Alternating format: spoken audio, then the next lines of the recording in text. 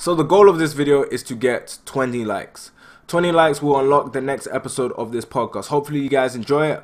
This is just additional content that I'm adding on to the channel with my skits. And that's all I got to say. Hope you guys enjoyed the video. And don't forget to like, comment, and subscribe. So the question I was going to ask you is this. What was it like for you growing up in the UK? And I remember you telling me that you were born in the Philippines. So yeah. Was it a hard transition or what? Okay, so growing up in the UK, so I came here, my friends debate this. They're like, oh, you came here when you were 6, and I'm getting told by my family, you came here when you were like 3, 4. And I'm thinking, why is there 2 different ages? Now, like, you didn't speak English until you were like 6 years old, you know. I was still out here like talking to people in Tagalog. But the transition, from what I can remember, is easy for me because I came here young, you know. I came here young, so I had no problem learning English. I had no problem like fitting in, growing into the community. I had no problem with that. I know that I came to Harwich, so there wasn't really any diversity anyway. It's like the dead ends of Essex, you know. Very Essex, but you don't really have the accent. I don't know. I mean, there's old town vibes there, but like, no, I don't. I live in Colchester now. Oh. I know that when I don't sound Essex, everyone always says that like I sound. What do I even sound like, from London or something? Yeah. Yeah, people do think that. I don't know, man. I don't know why. I just don't have that Essex accent where it's like, you know, babes or shut up. I don't really. Yeah, when you said you were from Essex, I was like, no. Really? No. Yeah. So, anyways, my transition from, I am a first generation coming from the Philippines to here. It was okay. What about like going to school? Because for me, there was only two black people in my class, and I was one of them. So a lot of the time, yeah, there would be subtle racism, but I didn't realize it was racism. Realize it was racism. Like I remember one time, yeah, at school, yeah, this teacher was shouting at me, but she was calling somebody else's name, and I wasn't answering. And then she realized that it was somebody's name she was using. And she couldn't tell me off no more because she felt so bad. So a lot of the time it would be like sneak dissing. You would feel that there's a disconnect. Like I'm even surprised that Afrobeats, eating Nigerian food and African food is the way it is, because growing up, they used to hate on black people having dark skin, big lips, their food, and all that stuff. Like I remember people used to say eating food as an insult growing up. So what was it like for you? You know what? I was the only Asian person until my friends, in my first primary school, I was the only Asian person in my school until my friend moved from Philippines to England, and I was like her translator. We were like the buddies. We stuck together, you know what I mean? But I was friends with people, you know, other people anyway. Like I had friends. It's just that I didn't really experience, from what I can remember, much racism. Maybe a bit of ignorance, you know, like with food as well. Like if I bought packed lunch, you know, they wouldn't understand why I've got rice. I've got this. My family eat rice every day. Rice and stew, jollof rice, rice all the time. Home food, home cooked food from your home. Mm-hmm. Love it. Like I couldn't have it any other way. But yeah, luckily for me, I didn't really have much racism. I would say more racism was happening later on in my life, in secondary school, you know. Oh, that happened to me in that happened to me in school, but actually no, secondary school, it was bad. But it didn't feel bad for me because I would always roast people, but I always used to clap people back every time. And then I remember one time, this was back when I used to play Xbox. But these people at school were being racist, and everybody in the whole entire chat had me muted except one person because I was firing back at them, man. So for me, because I was good at sports, I was a really outgoing person. A lot of the people I gravitated with, like Pakistani people, Indian people, other black people as well, and obviously hint of white people there because where I lived there was a lot of white people, but a lot of the time it would be me talking to other minority people because that's who I fit in. Like even to this day, I have very few friends that are outside of that are pure British because it just happens to be that way. It does not by design or anything. It just happens to be the way it is because of who I gravitate to and who I'm able to relate to and stuff. So it was one of those things that growing up I didn't really take it that deep until as I got older I realized I was like, oh shit, that one time back at school, yo, that was hella racist. Oh, I have that all the time. Sometimes I do contemplate on some of the stuff that had happened that I had let slip, and I'm like, yo, what the hell? Like, why did I not say anything? But it's different now. When you grow older, you have a more open mind, and you are aware of the disrespect, especially in this day and age. It's 2021, man. There's so much awareness to everything, with the power of social media. You can't not be aware. How can you be ignorant? Do you know what I mean? Yeah, people were ignorant back then for obvious reasons. Social media wasn't the biggest thing back then, but now it's just like it can't be that way, and if you are, you're gonna get shut down, Mm-hmm. So yeah, man. So my question is because you talked about you transitioning and how things were in terms of you in primary school. What was secondary school like? Did you have a good experience? Was it good? Was it bad? I had a good experience with secondary school. By then, my English is obviously like the way it is now, and yeah, I think I had a strict upbringing back at home, but when I was at school, I was like more myself, I was with all like my British friends, and that would I say there was diversity? Not enough in my year, but I had other Filipino friends as well that I actually grew up with and I'm still friends with, and there were multicultural people, there were multiple ethnic backgrounds. So yeah, like that wasn't really an issue, but I wouldn't say it's as diverse as it is now. It's more diverse now. Yeah, honestly, my nephew, he goes there, and like when I go to pick him up, it's nice to see all these different backgrounds and faces, and it's like, for me, it's refreshing, Like, it is refreshing, man, because what it does, especially when you're young, man, you feel like you fit in more, because I don't know if you know, it's being the only black person. I didn't feel it, but I could feel that there was that I didn't fully fit in. I was able to camouflage myself and make it seem like I did, but there was a portion of me that felt like it wasn't all the way there. And then obviously with the little disadvantages that I had against me, and plus I hated parents evening. I hated parents. Like I used to try and make sure that my mom wouldn't find out about parents evening. The parents evening was always the worst day ever for me, man, because I would always get in trouble. They'll always be complaining about me. Yeah. And they'll always say my name wrong.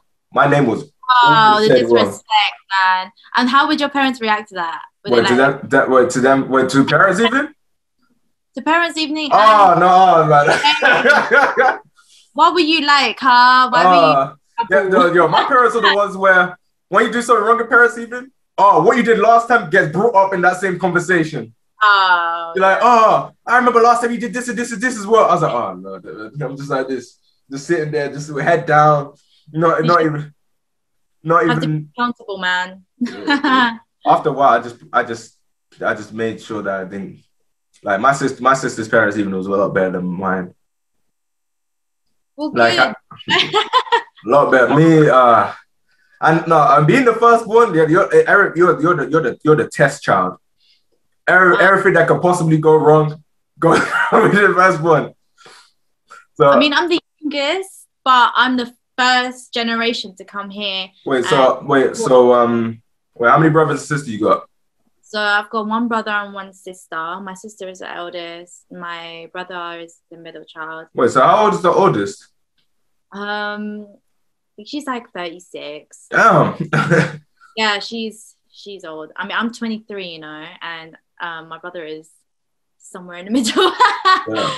But yeah, they weren't brought up here like I was. I actually had full education here from start to when I graduated to uni. So, you know, yeah, I guess I'm really fortunate enough to have the experience I have growing up here, and that is where I am now as a creative, being able to express myself as a young Filipino woman, a digital creator, film photographer, a stylist, content creator, everything. So the question is, this is the question that I should have asked you earlier. Right. How did you get into all of that stuff? Okay, so I went to Southampton Solent University, and I studied fashion promotion communication. And ever since I was young, okay, I've loved fashion. I've always loved a good visual. I've always liked to look good. I've always liked to appreciate other people looking good, you know. I've always appreciated a good outfit, hairstyle, everything, all the details, you know, and being put together. And I think I get that from my brother and sister. And yeah, so going into school, I studied textiles and business communications, and then going into college, I studied what did I study? Media studies, applied business, and textiles. So it was always surrounded by fashion, media, and yeah, there was that. And then obviously going into university, I studied fashion promotions and communications, and like in that course I was able to do a lot of things, visit exhibitions. And even before then I loved going to galleries, visiting exhibitions, going to events, you know, fashion events, and doing internships for quite good companies as well. Like I just liked moving forward in that way in this industry, so I've always been drawn to it. And yeah, that's why I'm doing my own thing today. Okay. That is good. Yeah. Wait, have you ever thought about being like so for example, yeah. So like for example, like I create skits, I do comedy shows. Have you ever thought like doing like costume designs for like people, since you're that deep into fashion, where you just design the fits that they wear in certain scenes and certain outfits that a certain character would wear? As in styling or actually making clothes? Styling. Yeah, I mean, I'm pretty versatile. Again, I'm really diverse in what I can do as a stylist. If I was given like a brief and a certain client wanted this, I can bend my ways to make it happen for you. Do you know what I mean? That's Okay. why I'm versatile. I'll extend myself for you, make sure things happen in your vision. So I guess like for videos, yeah, I could style. I mean, I do it for music videos as well, you know, for the artists, models, anyone that has to be on set. I provide that service. Yeah. Okay. So guys, man, if you're watching this, yeah, if my skit fit changes, You know where it's from. Just no. But yeah, that's good. That's good because one thing I like, because I've actually gone to some of the events that my friends that are Filipino have invited me to, and like the people I work with, they're Filipino. So one thing I can say that you guys have, which us Nigerians, we kind of have it, but we don't have it because there's so many of us here. Like, we're literally everywhere. But you guys have that more togetherness compared to like other communities. Because when I went to, I think it was Philly Fest. It was like me when I go to like a family gathering and everyone's like, oh, I haven't seen you in so long. I was like, oh damn, like you can see the togetherness within the community. And I like that. I would like to see that happen with not just like Black people. I like to see that happen with minorities as a whole, to have a more togetherness, to have a more like, not like turning their head away when it comes to certain issues that happen. Like, I would like to see that togetherness as well within the community and stuff. But yeah, that's one thing I can give credit to. I was planning on doing before COVID, I was planning on doing a series where I go to communities, do like public asking. I think I told you about this, talking to people in communities and asking them questions about their culture and stuff. So hopefully when things settle down, I can do that again. But yeah, like, what you saying? Oh, now say what we're gonna say. I said it was really funny how like you bring up that the togetherness, because Filipinos are quite welcoming, and not only do we have that togetherness in the community within us, but we're very welcoming for other people. Yeah, I noticed that, man. I was like, yo, man, what's good? What's your name? No, they'll give you a plate to eat and they'll make sure that you're fed. While you're there, they're gonna make sure that you're looked after, you know, like that's just how it is. Like, yeah. So it's really nice that you said that. I love that. No, because I'm like, yo, what's good, man? Yo, how you doing, man? What's your name? I'm just like, because me at first, if I'm not in a comfortable setting, I'm more just like more reserved, more like where do I fit in type person. But when I'm in my zone, I can talk for freaking days on end. So when people are so welcoming and so friendly, it's really nice to see, man. It's really nice to see, man. Because Nigerians have that, but you gotta be able to handle the raw, unfiltered opinion, because a lot of them are raw and unfiltered and stuff, man. I feel that with the adults, with the older generation, that's the same as well. They really be telling you the truth. You know, if you put on, they're gonna tell you. Yeah, that's what mom does. They tell you things like that you can't change in 5 minutes. Yeah. You know what I mean? And that's rude. Like, okay, you can tell me I've got something here on my teeth, but how are you gonna tell me to lose weight? Like, how are you gonna tell me you have a boyfriend? Oh, you don't have boyfriend? Okay, well, you should have boyfriend. Okay, well, auntie, get me a boyfriend. Like they like, I don't know if that's the same kind of conversation they have in your community. Nah, they do that, man. They do that, man. It's like, oh, you know that one fat woman across the street? They just say without no filter, you know? And it's like, yeah, my mom told me a story about this one woman that went to a school. Yeah, she was tall. She was really tall. She said they used to call her Christmas tree. When she told me that, I was dying. I mean, that's funny, but like at the same time, like that person can't change those, like that kind of thing that they're pointing out in 5 minutes. And if that person can't change it in 5 minutes, that's the whole disrespect. Like, yeah, man, especially with colorism, man, as well. Pardon? I said especially with colorism as well. That's a big thing. Philippines as well. That's a big thing in Nigeria as well. It's like, look at you, you're so dark. I was like, damn, are you black too?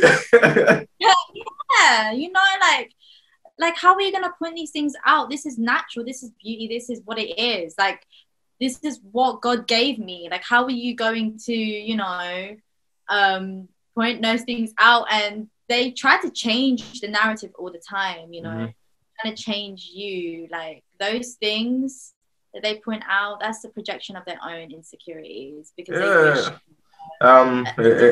It happens with older generation, because they're just they're used to just being raw, saying things how it is, and saying things how it is. If you deliver it right, I'm all for, because it brings improvement. It brings growth to the person, you know, and I feel like that's very important. Anything that is helping you become better, like, I'm all for. Like, I always say this: every day should be seen as a day of improvement, whether it's just a day of you just relaxing and chilling, because that relaxing and chilling can lead on to a lot of hard-working days, a lot of days where you can keep pushing yourself, man.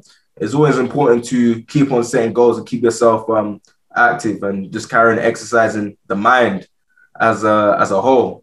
So it's fun, because one thing I can say, talking to different creators, is that they understand the struggle it is in terms of reaching out to people, in terms of trying to picture ideas. So, because at first I was like, you know what, man, screw this shit, man. Every time I'm reaching out to people, everyone's saying no. People are not down. And when you reach out to somebody, because I actually reach out to somebody, which I'm going to tell you after this is done, and they replied, yeah, but they aired me afterwards, and they ended up blowing up completely. You know who they are. You know who they are. You will know who they are. Yeah, I'm not going to say it, but you will know who they are. You think I will know who they are? You definitely know who they are. Okay. You would. There is no. If you don't know who they are, then I will be very surprised. But you know who they are. You can tell me afterwards. Yeah, I'm gonna tell you afterwards, but you know who they are.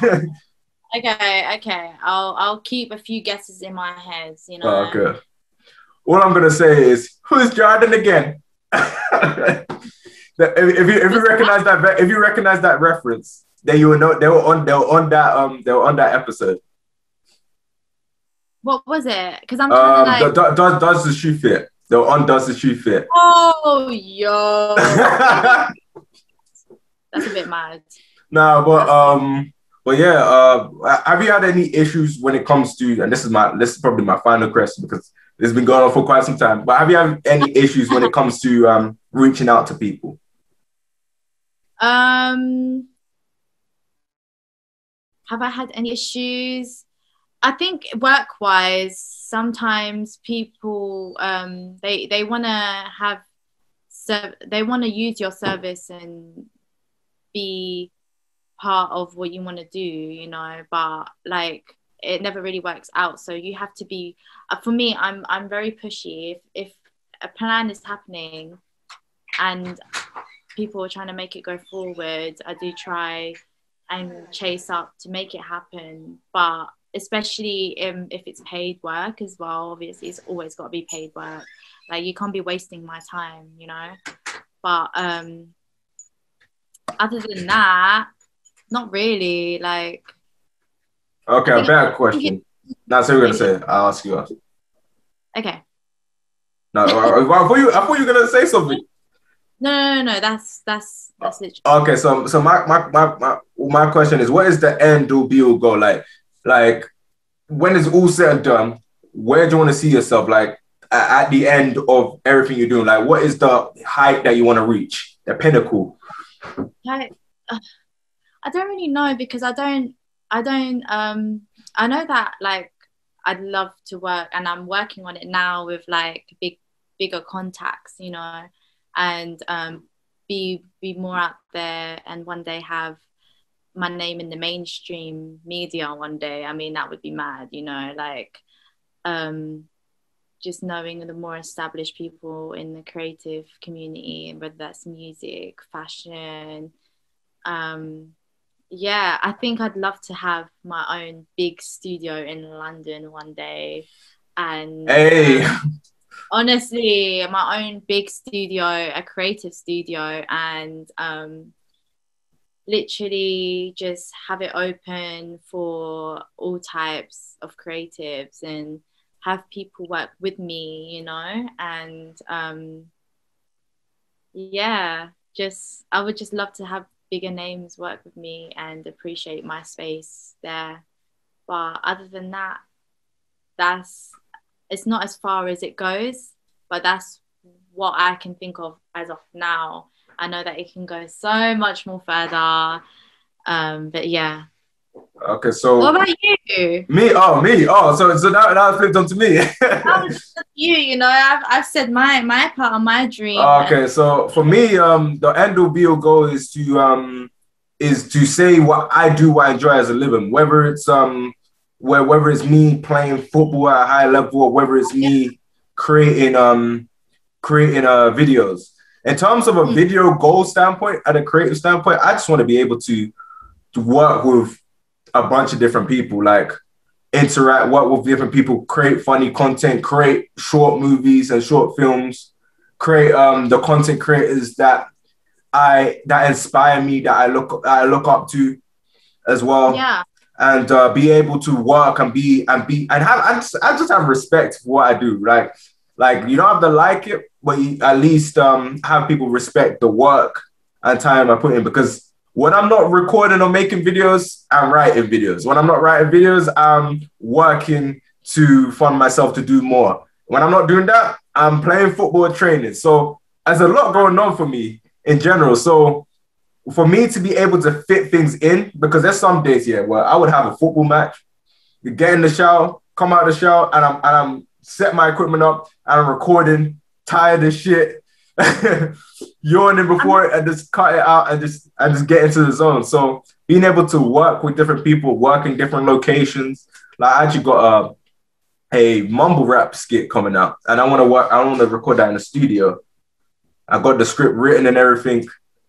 Just getting the people that I want to be in that, and just growing as a creator, like working with American creators all around the world, not just the UK, and just have a solid following. That would be the dream. That's my ideal goal. So like a solid platform. I mean, that's the same goal as me. I mean, kind of flew out of my head, but listening to you. I'd like to add that as long as what you put out there in your built up platform, as long as there's a purpose, it's authentic, it's unproblematic, you know, everything that you stand for is in your content, and having the people that you look up to maybe involved in that content or looking at your content and they're like, okay, this is cool, like that would be amazing, right? Like just you just feel like really wholesome in what you do. And keep in mind, no, say what we're gonna say. Oh yeah, I was just gonna say, like, I would like to sit back and say, look, this is what I do for a living and I'm completely happy, and this is what I enjoy, you know. You want to be able to love what you do and keep pushing. So yeah, I feel you on that, on everything that you're doing. What was I gonna say? Shit, it kind of skipped over my head.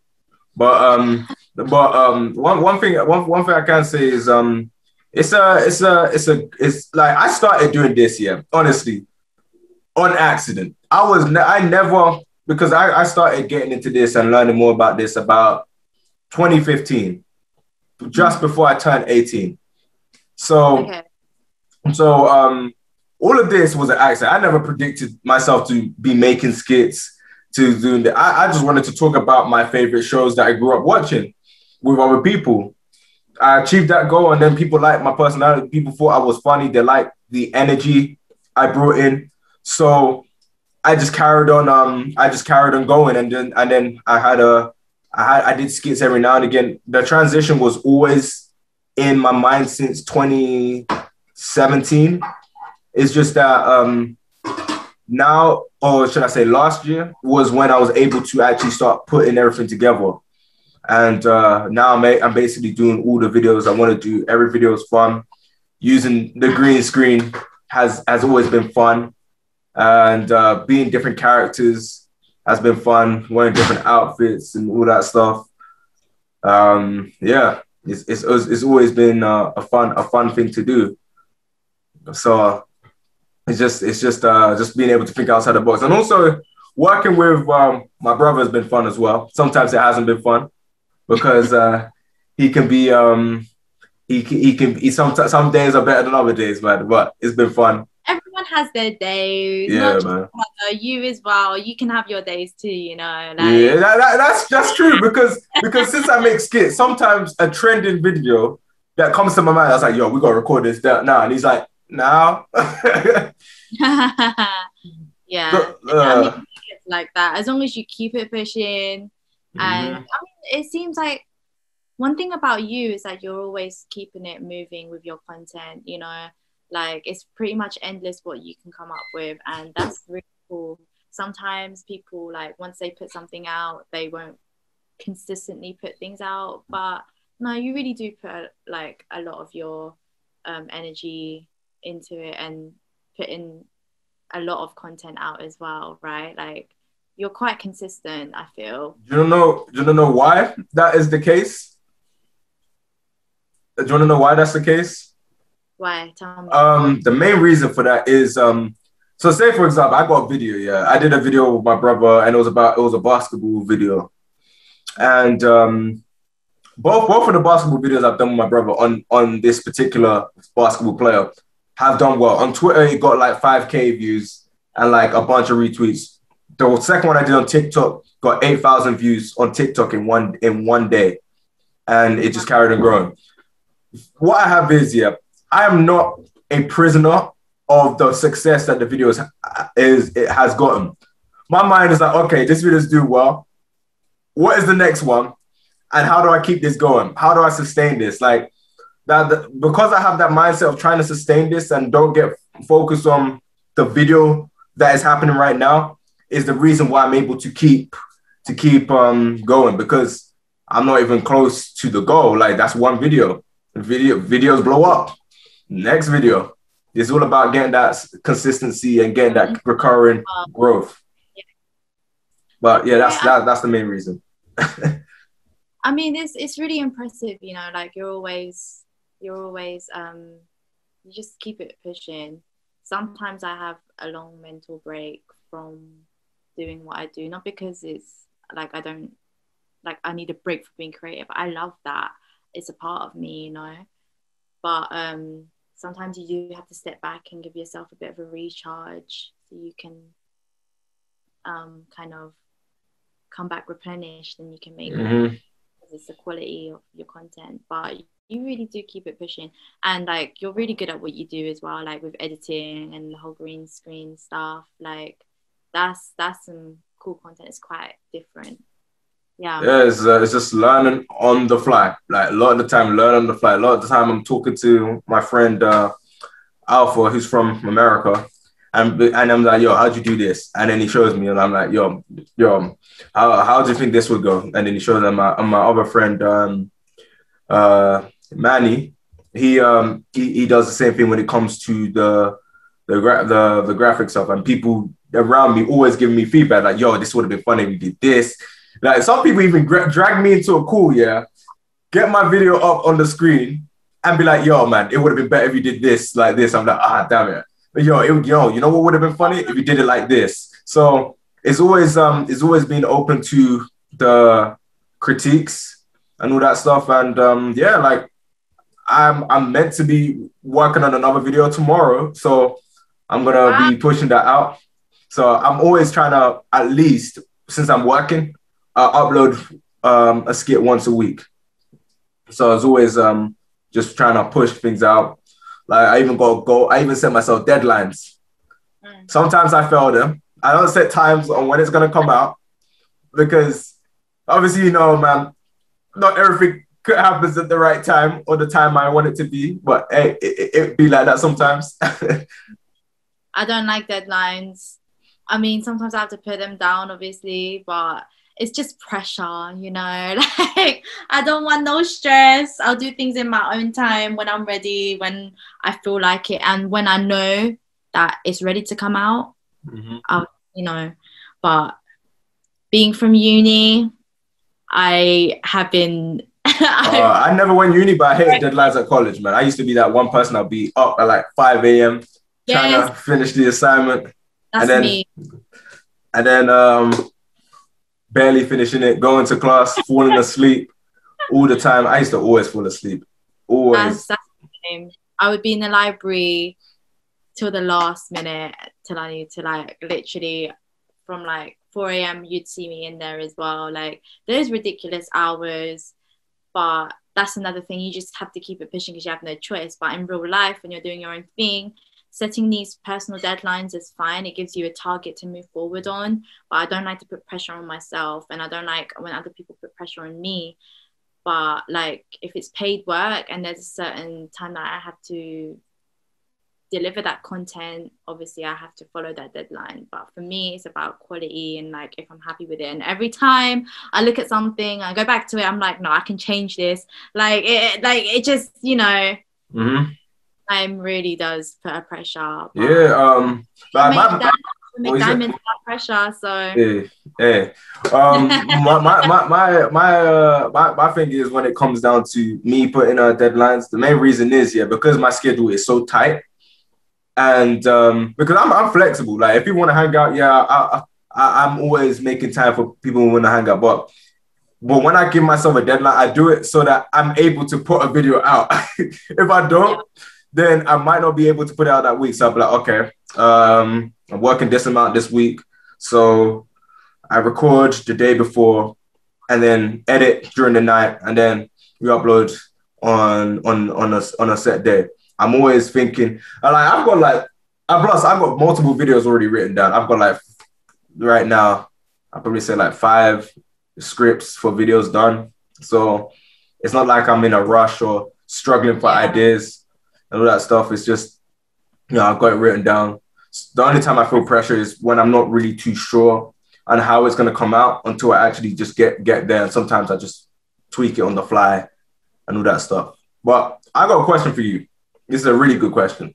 So what advice would you give someone that is trying to get into what you do in terms of like the creative industry that's trying to be more of a creator? What advice would you give them?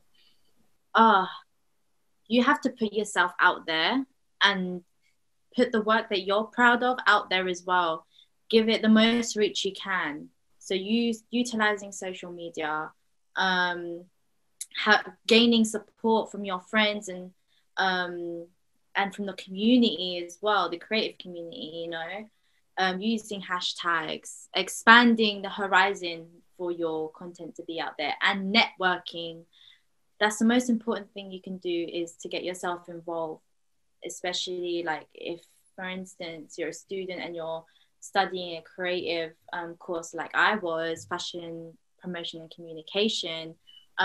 You're going to be given chances to get to know people from different courses and be invited to events, go to events, you know, like you don't have to just stick to the course. You can go and see what's going on in London that might entice you, you know, get yourself involved, put yourself out there and network, and you will literally be able to meet people that can give you advice. You can meet people that you can work with, and just likewise people that are trying to be on the come up too, but have a different kind of like visual and idea to you and style from you. Like, you know, like you can always talk to them and see how they're doing and maybe collaborate with them too. Like there's always an opportunity and you've got to take it. So you'd be holding yourself back if you don't network and put your energy out there. And you just have to believe in yourself as well. And if you have a vision and you've got the particular style and whatnot, like keep pursuing it, you know. Mm-hmm. And mood boards, vision mood boards to match your goals. Manifest it. Do you know what I mean? Like that's what keeps you all going. I saw your reel, the reel that you did. yeah. I mean, I've been doing that since day one, to be honest. And yeah, manifestation is a real thing, my guy. Like, it's a real thing. And you can really make things happen by like speaking it out into existence. Speak it, believe it, receive it. Or speak it, believe it, become it. Exactly. But working, you know. So yeah, of course, you got to grind, man. It's a grind. Because when you're starting out, you got so much to improve. You got so much to prove. Not only are you getting the opportunity to work with people, you gotta give people a value, because when you deal with people with higher quality, they're gonna be putting up with less things. They're gonna be not as open to certain things. Like, I remember I had a friend, yeah, he finally got to collaborate with this big YouTuber, yeah, and this YouTuber did not collaborate with, ended the collab right there and there because he didn't have the setup that he would have liked for the person to have. And even though he could get the quality to sound good, he just wanted things to be done a particular way, because that's what happens when you deal with certain people. They want things to be done a particular way. You can always start at any time. There's no excuse. I started making videos with just an iPad, nothing else. An iPad, that's all. And when you're a small person on the come up, it's great because you got so many trial and errors. You can just keep tweaking, and nobody will know. You're making mistakes, nobody will know until you get big, and then they go back and look at your old shit, and then, hey. You've established yourself. It doesn't matter. Like, you're still growing. There's still time for you to stick to your brand and establish. This is another thing that I want to add in my brand and my name and who I am and what I want to put out there. You know, there's no, like you said, there's no start, there's no finish, there's no, you're constantly like evolving, even if you've blown up, like you're constantly. So yeah, like you said, put yourself out there and start from anywhere in your life when you feel like you want to, and be resourceful, you know, use what you have and use it to your advantage, like until you can kind of get better resources as well. Like, self-investment is so important. Make sure you put money aside for yourself to be better and creating better content, like the studio, you know. Give yourself a creative space, put money into it, put money into the softwares that you need and whatnot. Yeah, one thing I can say is you cannot, and I mean you cannot get anywhere if you do not put money into this, man. 100%. Like everything I'm using, it like, you gotta put money. My PC, almost $1,000. My camera, like 100 plus. Like, you gotta put money into whatever you do, man. Like that's what it comes down to. Because at the end of the day, not only are you growing as a person, your content and quality grows with you. It's actually low-key better to start with bad quality, because you got something to improve on. You got something to grow with, you know? You can find, it doesn't have, you can be resourceful with inexpensive stuff, you know? Yeah, like, I did that, man. With me, like, it's okay, go to Facebook Market, be smart, be money smart, save up your money to get best stuff, whatever, but make sure you can be resourceful in where you buy your things, you know, like Facebook Market, eBay, bargains on Amazon, like, it doesn't matter. Fucking car boot sales, like, it's okay. Yeah, you can even record with your phone. Like, I got to over 1,000 subscribers with just recording with an iPad, no computer, no real editor software, just the iPad. I had a friend that he got to 1,000 just with his phone. So there's always ways for you to get into that position. It just comes down to, are you willing to put the work to give yourself that position that you want, or are you just going to be that what type of person that makes a whole? One thing I gotta say is, you cannot make excuses. There's so many people, that make excuses on why they aren't big. Like, shit happens, man. The algorithm changes, situation changes, you just got to adapt. You just got to adapt. Say, okay, this didn't work, so I'm tweaking it to this. If this didn't work, I'm changing it to this. You just got to be able to adapt to different situations, different scenarios. And if you're able to do that, you will be fine. If you're able to constantly carry on involving yourself, you should be fine. And not only that, once you're at the top, it's not a guarantee that you stay there. You still got to keep working to sustain yourself there. I've seen so many people that have gotten to the top and they fell off later on because they never changed anything up. Like, you're a creator. You